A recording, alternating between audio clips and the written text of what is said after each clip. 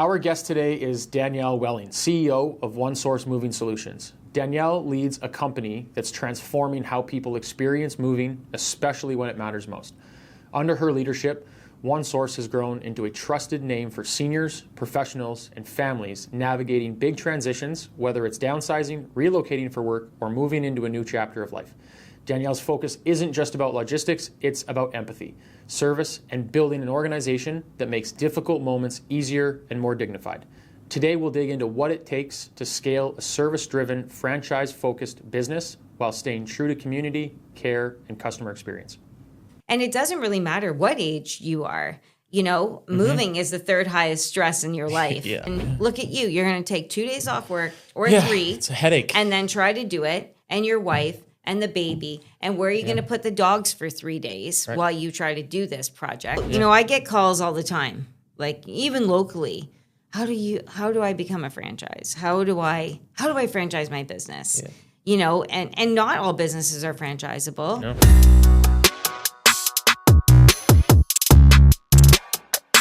All right, welcome back to another episode of Cracking the Success Vault. Today we are joined by Danielle Wellings, owner of and CEO of OneSource Moving Solutions. Thank you very much for taking the time out of your day to chat with us today. I know that this conversation is going to be really interesting. We were just talking out in the hallway about a number of different things, but let's sort of start at the beginning. So I met your sister last week, and I know that you guys come from sort of a long history of entrepreneur people, but how were you and your sister raised? Where were you guys raised? Let's kind of start there. Well, first of all, thanks so much for having me, Sean. This is it's really great to be able to talk about my story a little bit. So we were actually raised in Puce on Lilydale, and we grew up on the beach, and we had a wonderful childhood with lots of friends from most of the houses around were cottages. Our cousins lived a couple doors over. Okay. So we had a great childhood with lots of friends and cousins and lots of great times on the beach. Nice. And so when you guys growing up, coming from a long line of entrepreneurs, as you mentioned, what did your dad do? What did your parents do for work?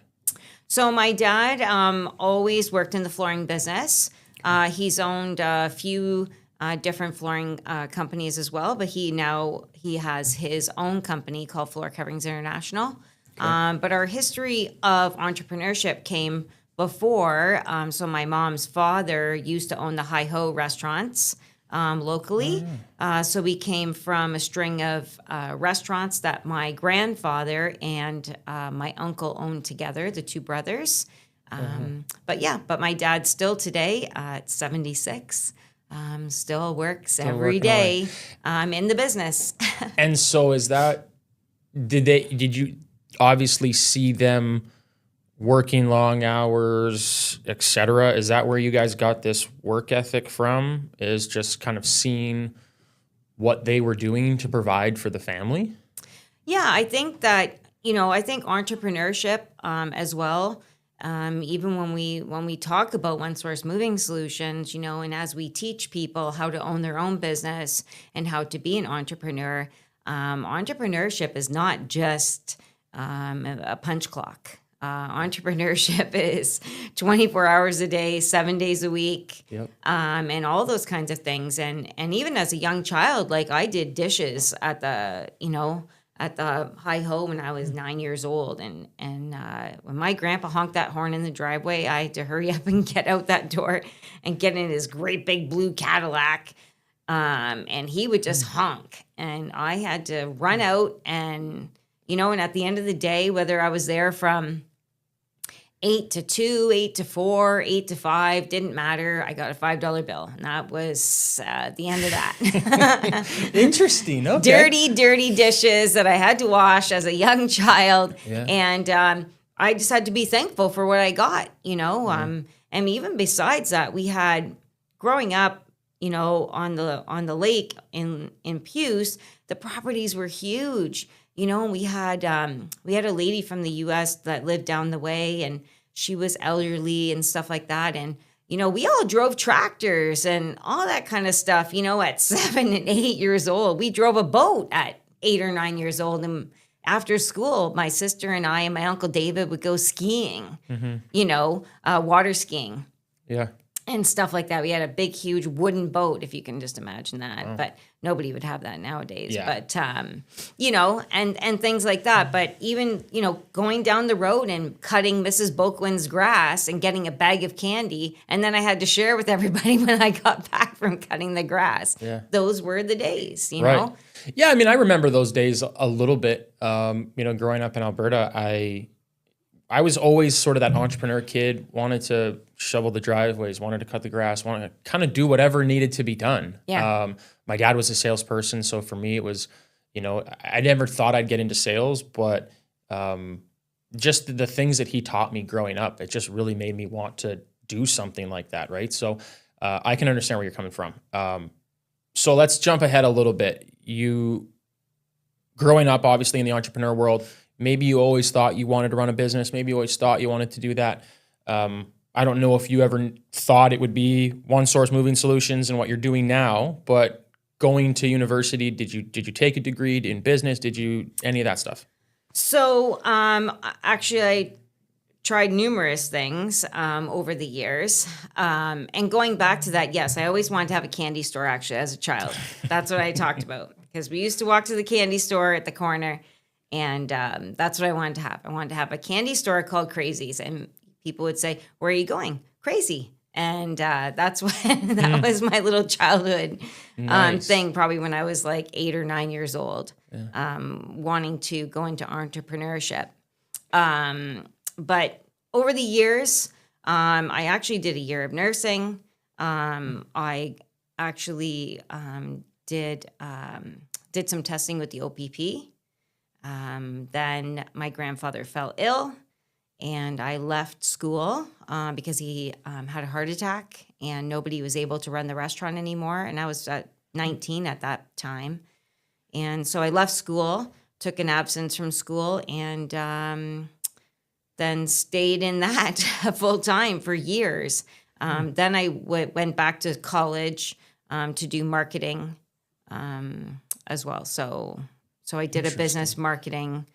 So did you help run the restaurant then? I did help run the restaurant at that point. So I basically had 36 staff, and he was in the hospital, and that was as like a 19, 20-year-old running 36 staff. Yeah. I learned to zip my crazy lip a few times. That's like legitimately just being thrown into business and can you survive? Yeah. Wow. And the restaurant business is 80, 90, 100 hours. Like all the time. It is all the time. You are on it. And I did that for years till I was 26. Okay. And what made you stop doing that? He got better or? Yeah, he got better and came back to work and things like that. And I just thought to myself, maybe I wanted to do something different. Okay. But yeah. Interesting. Okay, so let's fast forward then and talk a little bit about OneSource. So the business existed in 2008, my understanding. You bought into a licensee that with someone else who was running it. Yep. And when you bought into that licensee, again, I don't know too much about that process. I know that like McDonald's are franchises and other things get franchised and licensees. Talk to us a little bit about sort of what you saw in OneSource and why you even went down the path of getting a licensee. So in 2014, I purchased a licensee model. Okay. A licensee model, but OneSource was just for seniors back then. Yeah. So it was OneSource Moving Solutions for seniors. And a couple years in, after running the OneSource location here, I was already getting calls saying, I'm not a senior. Can you help me? Can you do this for me? Can you do personal organizing? Can you do deep cleaning and prepping for the market? Can you do staging? And the business just kept evolving into adding more services. And then I acquired the entire company in 2019, changed it to a franchise-based model, rebranded and trademarked in Canada and the US in 2019. Then started working on changing the business model, setting it up properly to be a franchise. And here we are today. And so what were some of those steps then? So as a person who buys in as a licensee, the people are calling you, expanding services, asking if you're doing different things. Were you allowed to do those things? Did you have to get permission to do those things, or you just ran your own thing on your own? There wasn't a ton of structure. Okay. It's basically I use the name. Got is, how it kind of went. But the name wasn't really known anyway. Right. There was no growth after I purchased. There was no, there just wasn't any growth. Yeah. So no operating procedures. There was no operating marketing procedures, plan, no marketing nothing. plan. There was none of those things that a franchise needs. And, Right. I started to make all those things myself and started to look forward to, I actually was, before I bought the entire company, thinking I was just going to go on my own. Create I had your own already brand. created another name and that kind of thing, but then to restart all over again. It was just easier to acquire the entire company, not change my name, Right. and rebrand myself to OneSource Moving Solutions for seniors, professionals, and families, and just run with it. Why OneSource Moving Solutions in 2014? It's just for seniors at that point in time, right? You said a few things about being in nursing, growing up in Puce with some elderly people that lived in different places around. Obviously, your grandfather gets ill with a heart attack. It seems like OneSource Moving Solutions for elderly, it just seems like you wanted to help people that were older that were having challenges. Is that like a thought process? It was a thought process. Again, I never finished my nursing. I did. I just really wanted to help people. I wanted to feel that, and it doesn't really matter what age you are. Moving is the third highest stress in your life. Yeah. And I just really wanted to help people. And OneSource, that's all we do is help people every day. In challenging times, we just try to take that stress away from them, in the transitional process or in the estate process, or maybe just living in clutter. So, even our personal organizing service, some people can't even get their house on the market because they don't know. They can't do the steps. It's hard. It's personal. It's, we go in and we, get the job done quickly and help them get their house on the market. Yeah. I mean, listen, I can 100% feel where you're coming from in that sense. I mean, my wife and I are looking at potentially selling our house. We're going through right now with a friend of ours, general contractor, just kind of like doing touch-ups on drywall and stuff like that needs to be done. But the biggest headache for us, honestly, and I didn't know that you did this, but like we're sitting there going, okay, now we want to take pictures of our house, but we have a 7-month at home. We're not sleeping because he's teething right now. We've got 2 big dogs. There's always hair everywhere, and we're like, how are we going to clean this place to get it ready for photos? Like we're just like, this is like I'm going to have to take a couple of days off work. I'm going to have to figure this out. But you mentioned that you guys do. Full top to bottom cleaning, detailed service to get it ready for market. So basically trying to get it ready in one day. Yeah. So we'll put a big enough team on. We come in the morning, you leave, put the dogs in daycare. Right. By 3 or 4 o'clock, the photographer's coming, the photos are taken, then you guys can return home. Crazy. So it's that process, and look at you. You're going to take 2 days off work or 3. It's a headache. And then try to do it, and your wife and the baby. And where are you going to put the dogs for 3 days while you try to do this project? Yeah. So it's just a way that we do it in one day process. Right. And you prefer to have photos done in the afternoon so you guys can clean in the morning, same day. Yeah. This way, you don't have to worry about coming home. Oh my gosh, now I got to, make dinner, or I have to feed the baby, or, what are the dogs Every time we gonna think do? it's clean, And then it it's gonna turns out to be rain. not clean. And you're like, gosh, I just wanted this to be done. Yeah. Interesting. Okay. Well, we're going to have to talk after this. That's fantastic. Okay. And so 2014, buy the whole thing, acquire the whole thing. 2019. Or 2019, sorry. Yep. 2014, you licensed. 2019, acquire the whole thing. What was the process like in actually getting the business ready to franchise? I mean, that's got to be a process in and of itself. As we kind of talked about in the hallway there, it's the thing that makes McDonald's so costly is every burger is made the same way. The fries are made the same way. Here's the process. Here's how you open the store. Here's how you close the store, all that stuff. Going through that process with a business like yours, I mean, that's got to be a process in and of itself. Yes.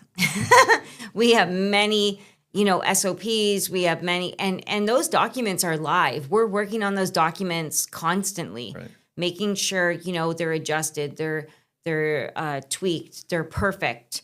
We revisit everything that's on those documents, we have videos, and we have training modules, and we have SOPs, and Just all of it. all of it. Like for every single service we offer, every little thing we offer, every little thing we do, from marketing to showing them how to do community partners lists and things like that, for guiding them on how to run a business and be successful. Yeah. So it is a lot. Yeah.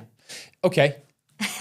Yeah. I mean, I can just imagine, like, you guys must be doing video and documentation on, like, this is how you package like stuff in a box, even, right? Like, just to the simplest of things, so that the process is always the same. Yes. Right. Because again, my understanding of a franchise is if they're moving from Windsor to Calgary, or they're moving from Windsor to Toronto, or wherever, that experience needs to be the same no matter where they're going. Right. So franchise in 2019, where are you guys at right now? And we're in 2025, going into 2026. So we have 12 locations so far in Canada. So we are out of Ontario. We have another location in Southwest Calgary. We are heavily expanding across Canada. And hopefully by the end of 2026, the beginning of 2027, we will be starting to franchise in the U.S. So we're already trademarked in the U.S. We're ready to go to the U.S. We have our lawyer, and all that kind of stuff is already prepared. That's exciting. Is this where you thought you would be when you decided in 2014 to buy a licensee? Is this where you thought you'd be 10 years, 11 years later, doing this, expanding across the country into a different country even? I would say probably in 2017, I was like, this is going to go. Like, I want to be worldwide someday. That's my goal. Okay. My goal is to be all over the world. Yeah. But I had some lessons I had to learn, Let's talk along the way. Let's talk about that then. What kind of lessons did you have to learn? So, in entrepreneurship, everybody wants to work in their business, right? Yeah. And in order to grow and expand, you have to work on your business. So again, I was trying to sell franchises by myself. Could I have been farther along than where I'm at? For sure, if I would have done a few things different. Yeah. But again, in 2022, I believe it was 2023, my daughter Sarah decided to join the company, and she is my director of franchise development, and that was probably one of the best decisions I made. And then our corporate location is runs itself now. And we have sales and ops managers and salespeople and admin assistants and office staff. And then the rest of our team who does amazing and allows the company to continue to grow. And so where did this drive come from? Like wanting to be worldwide? I mean, there's a lot of business owners, entrepreneurs that think, maybe one day I just want to be known across the world or whatever, but the very few actually get there. It's very hard to not just grow a business in a city, let alone grow a business over the world. Have you always had this drive? Yeah, I think so. I'm pretty busy person. Like I like to be busy, and to be honest with you, Sean, I just really want to make a good life for myself and my kids, and that's the drive itself, right? Yeah, I think we were just talking about this at the office. If people don't know why they do something, it's very, very difficult to deal with the ebbs and flows of entrepreneurship in general, right? Some days you're working so hard, not earning anything, and other days it feels like anytime you open your mouth, just business comes to you and you're killing it. But this ebb and flow, if you don't know why you do it, man, is it tough. Right. You need to know that why to sort of push you through. Yeah. And so let's talk a little bit about your why. So obviously building a life for yourself, for your kids. Is that kind of is that how it started? You wanted to be a business owner so that you could create this life for yourself? I mean, even in business, everybody wants to be successful, right? So my drive was, I saw my dad be very successful. I saw my grandfather be successful. My uncle owns multiple companies all over the place, and things like that. So, if you can imagine Christmas dinner with a whole bunch of entrepreneurs, everybody's always chatting about business and work, and things like that, and being successful. But I think for myself, I wanted to be successful for myself. Right. I wanted to, I just really wanted to, I love what I do as well, right? Yeah. Well, you have so that's a whole nother ball game in itself. Yeah. But I love what I do, and I really just wanted to teach others what I love to do and how it can change your life too. Yeah. Because being a successful entrepreneur has its perks, it has its ups and its downs. Yeah. I love working, and I'm not sure sometimes if that's a bad thing. But my wife and I have that argument all the time. So I got a 7-month at home, right? But at the same time, I've told the story to many people. I love what I do so much that it doesn't feel like work. So I could be at the office from 7 a.m. to 9 p.m. And if I'm not like, okay, it's bedtime for the little guy, I haven't been there for a couple of days, I probably need to go home, let's cut today's short, I can get lost in work. Like I love what I do so much that it's so easy to get lost and forget about other things. And it's not that you're purposely trying to forget other things, but it's just when you love what you do and you're passionate about it, it's just time flies. Yeah. Right. So what do you love about what you do so much? What do you love about OneSource? Why the passion for it? You know what? Again, it's going back to helping people. It's going back to, now that we're franchising, it goes back to even yesterday, we got a referral from a vendor partner that we work with, and it was outside of a territory close to one of my franchisees. So the vendor partner was like, which franchisee do I call? So we called the closest franchisee. So of course, then, the vendor is calling myself, and we had a discovery day yesterday. So, we had a potential franchisee in town looking to buy a franchise. Mm-hmm. And, we quickly excuse myself, and let Sarah, continue on the conversation and get back to the vendor partner, tell him which franchise to call to give the referral to. Because it's again about, no matter where we are in the world, it's just about helping people and helping people be successful and helping people get to the end goal that they need for their life. Right. And that's what drives me. It's the excitement of being able to spread what I do, what I love to do, in helping people. Mm-hmm. And we help our team too every day. We have work for them every day. Mm-hmm. They get to feed their families. We have amazing bowling parties and the culture is huge. Yeah, the culture is huge. We have a yard games and potluck party in the summertime, usually held at my house. and everybody gets to share what they love to cook. And then everybody brings yard games. So our company culture is, we have an open door policy, and even with our franchisees, it's any day, even Sarah, Sarah puts in a ton of hours too. It doesn't matter if our franchisee has a question at 10 o'clock at night. Mind you, I might be sleeping on the couch, but I might If not you hear answer. the phone ring. If I hear the phone ring, I'm gonna jump. Yeah. And I think you have to have that. I mean, entrepreneurs have to have that 24 hours a day, 7 days a week. You just never know. I mean, the amount of times that I get an email and I might just be scrolling at nighttime, right? The little guy's not going down, he's fussing, and I'm just scrolling while I'm waiting for him to sleep. And I get an email from a client being like, hey, if I answer them at 11, they're like, how come you're... Because I'm just awake, and I'll answer you if I'm awake, right? You and me both.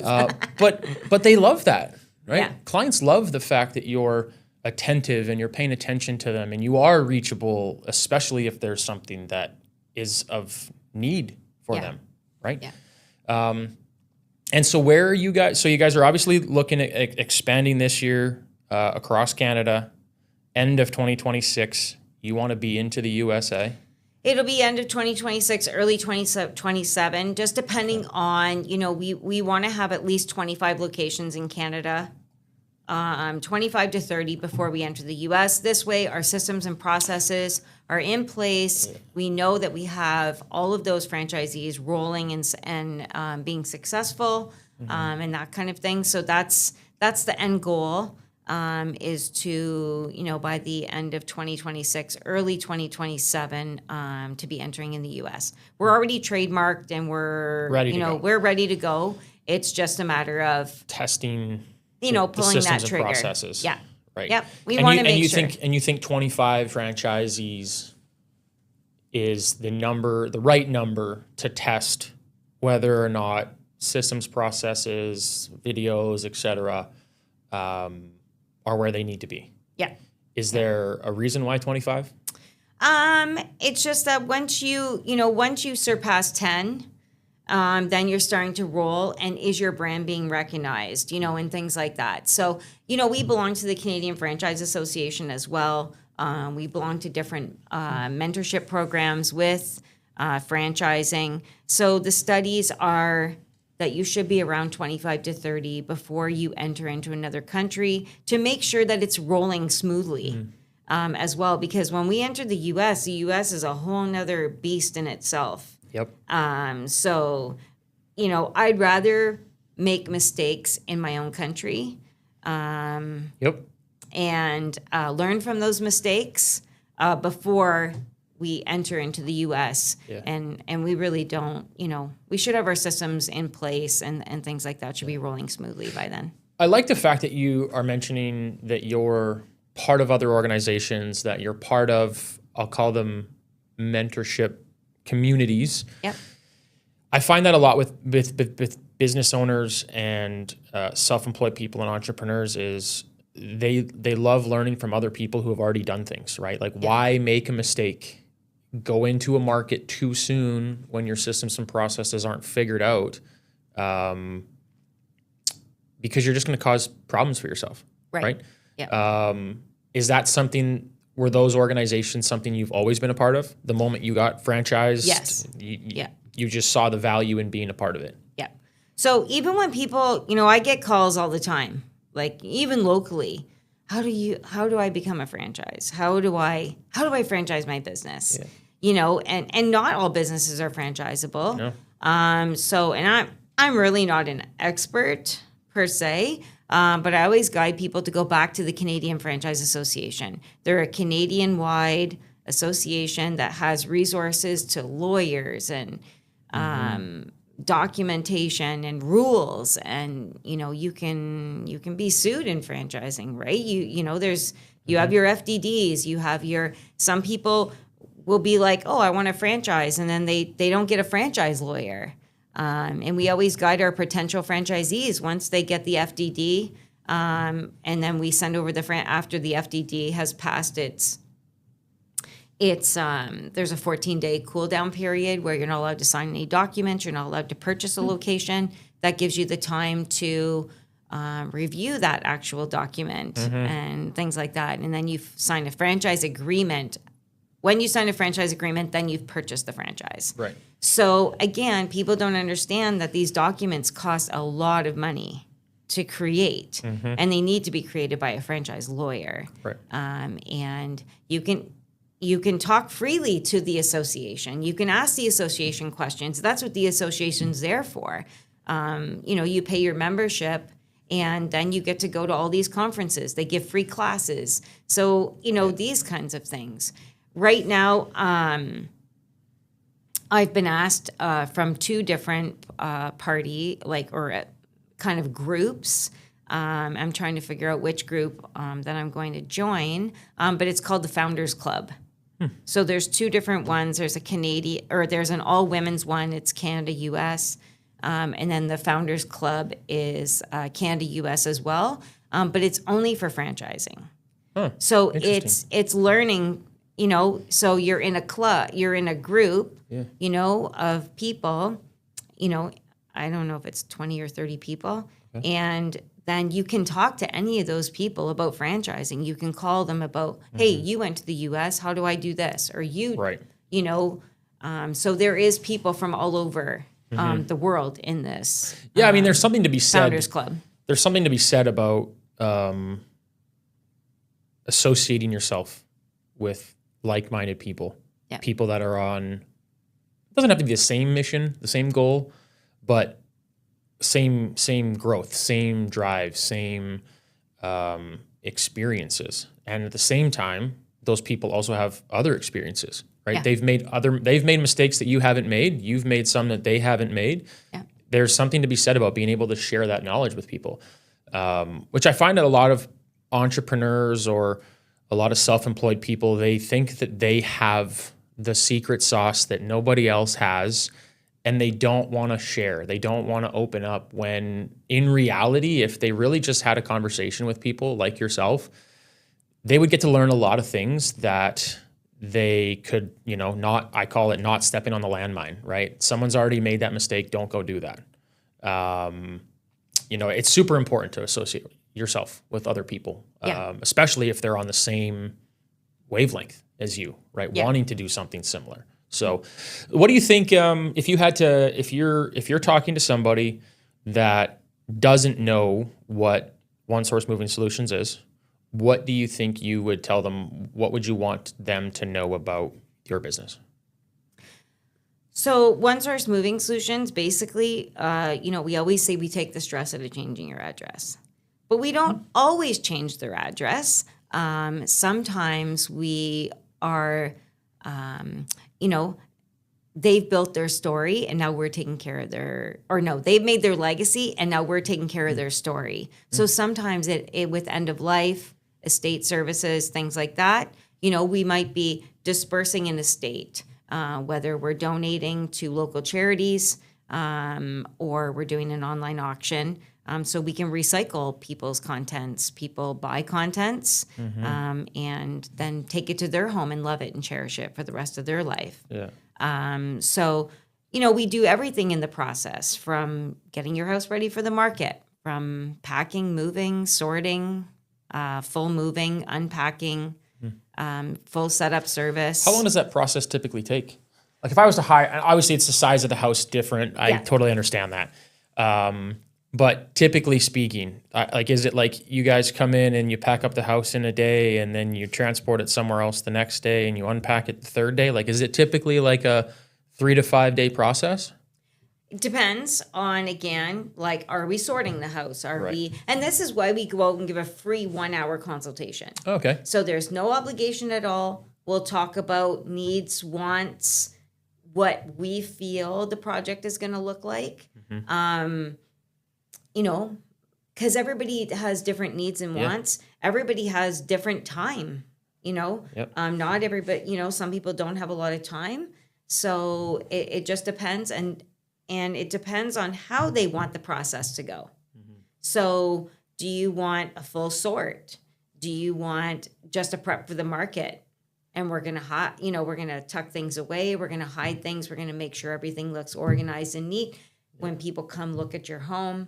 It really just depends, but this is why we give a 1 hour free consultation, because it's like someone asking you, well, if I gave you, $1,000, how much money could I make in 3 days? Yeah. You know what I mean? Right. And you're like, well, what stock do you want? Or what's the goal? What are you trying to do with what it? are you trying to do with it? Right. So Yeah. it's very similar. It's so hard to tell. This is why it's so important that we go out, we do the free, it's 1 hour. We'll spend an hour with you going over all your needs and wants. If you don't want to spend an hour, sometimes we'll do a bunch of photography, and then we can go over the, do an estimate over the phone, or we'll email you what our thoughts are. Right. Interesting. For the process, because some of our professional clients, time is of an essence. But our senior clients, we talk about, where do you want to move? What's the space look like? And we help them make sure that everything that they're going to bring fits. We have checklists, we have cancellation of services, we have spreadsheets, we have phone numbers, like everything. Every little thing that you can think of, we have thought of it, and that's what we do. Yeah. We basically walk you through the entire process. Obviously, at all times, the client's always in charge of what's happening. Sure. We're just there to support the entire journey to your new home. Yeah. That's awesome. Hearing you talk about it like that, honestly, I'm like, man, moving is like the most stressful thing. Yeah. I packed up my life and moved it across the country, but it was just me. But now with 2 dogs and a baby and wife and like just stuff, I couldn't imagine doing it myself. I hate even doing it for other people. When people ask me to move, I hate it. I'm like, this is like, why just hire somebody, right? Just the physical, like making sure that you're stacking things properly and making sure they don't fall over in the van, making sure that things are, aren't broken. Like, it's a process. Oh yeah. And it's a stressful process. So I love what you guys are doing. We're almost near time today.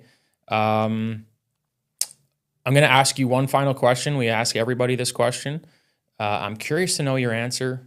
But what does success mean to Danielle? Having a good life and having my family around. I like that. Yeah, I think I can definitely get behind that one. I think it's one thing to have a successful business and have money and stuff like that, but without your family, what's the point? Yeah. Right? Yeah. I like that. That's awesome. Is there anything else that you would like anybody to know about OneSource Solutions, what you guys do, how you're different, anything you want to share with the people listening? We're completely different than a traditional moving company. We're just that one source solution for anything that you need in the journey of moving to your new home. Awesome. Cool. Yeah. That's another episode of Cracking the Success Vault with our guest, Danielle Wellings from OneSource Moving Solutions. Thank you very much for the time today. It was awesome to hear your story and a little bit about what you guys are doing to help people go from one address to another. Awesome. Thank you so much, Sean. Anytime.